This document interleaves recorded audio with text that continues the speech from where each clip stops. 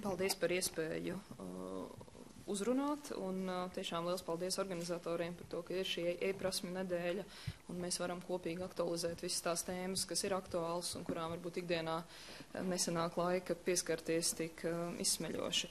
No Izglītības zinātnes ministrijas puses šogad mums ir stipri vieglāk runāt par mūsu plāniem, jo šī gada sākumā valdība atbalsta izglītības attīstības pamatnostādnes nākamajiem 7 gadiem, kas šobrīd atrodas izskatīšanā Saeimā, kur tā pavisam īsi sakot, STEM un tā skaitā IKT izmantojumu palielināšana gan pamatprasmu līmenī, gan zināšanu audzēšana arī augstākās izglītības līmenī, gan arī mūža izglītības kontekstā ir viena no centrālajām tēmām. Līdz ar to pasākumu, kas plānoti, ir diezgan daudzi, un tas, uz ko es cerētu, ir, ka kopīgi jūs mums arī palīdzētu nākamos gadus gatavojot rīcības plānus, prioritizēt, kuri tad no daudzajiem pasākumiem tiešām ir tie kritiskākie un veicami tūlīt. Tas, kas ir plānots virkne infrastruktūras atbalsta aktivitāšu, protams, kontekstā ar struktūra fondu ieguldījumu plānošanu. Plānojam atbalstīt IKT aprīkojumu un tādu ergonomiskās vides veidošanu tieši reģionālās nozīmes vidusskolās un valsts ģimnāzijās, it īpaši šajā segmentā tās, kas arī pilda metodiskā centra funkcijas, lai mēs tiekam straujākiem soļiem uz priekšu ne tikai, kā minēja, tādā ikdienas lietojumā, bet tieši IKT lietojuma iedzīvināšanā izglītībā. Un šeit man likās interesanti, ja mēs runājam par mērķiem, kas mums tā kā būtu vismaz jāsasniedz vai jāpārsniedz, paskatīties uz to, kas notiek Eiropā kopumā, kur arī digitālo prasmju jautājums izglītībā ir izglītības ministru dienas kārtības viens no pirmajiem jautājumiem.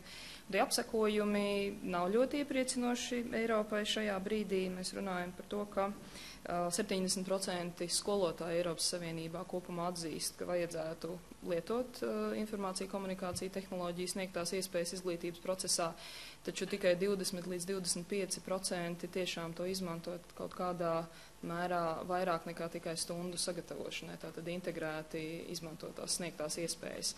Latvijā varam pieņemt, ka aptuveni turpat mēs arī atrodamies, līdz ar to viena no lielajām tēmām ir izglītības attīstības pamatnostādnēs ir tieši skolotāju tālāk izglītība, lai mēs šīs IKT izmantojumu un digitālās prasmes tiešām liktu lietā ne tikai atsevišķos priekšmetos, atsevišķos brīžos, bet ikdienas stundu laikā, kur tas nepieciešams, atsaucoties uz Brokas kundzes minēto, ka dažbrīd ir tas balanss jāatrod, kaut kur būs izmantojumi, kaut kur nebūs, bet ka tā ir apzināta izvēle. Pārējot uz citām novitātēm, izglītības attīstības pamatnostādnes mums arī tie pasākumi dos iespēju tālāk pašiem ātrāk un saulēcīgāk vērtēt, kas īsti notiek klasēs, tad ir ieviesti 3. un 6. klasē ar šo mācību gadu ir noteikti obligātie diagnosticējošie darbi, kas mums arī dod iespēju gan sniegt atgriezenisko saiti skolotājiem par individuāliem sasniegumiem un arī mērīt šo vidējo zināšanu līmeni valstī.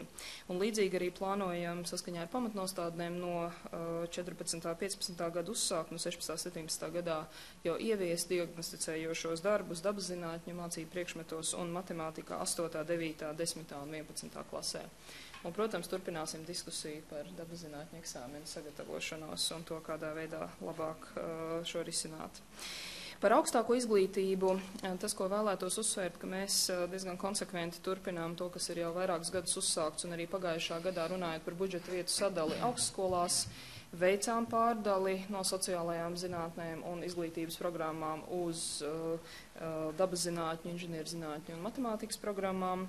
Un, piemēram, tas kā iespējamiem abiturientiem varam teikt, ka 14. gadā būs pieejams 3325 studiju vietas dabaszinātnes, matemātikas un IT jomās, un inženierzinātņu ražošanas un būvniecības jomās būs pieejams gandrīz 8900 studiju vietas budžeta finansētās. Un tas, kas ir labi, mēs gan runājam, ka pietiekami liels ir atbirums šajās studiju grupās, bet tomēr gadu no gada pieaug arī beigušo skaitu šajās programmās, kas mums dod cerības, ka vismaz daļu no šīm darba vietām mēs arī spēsim aizpildīt.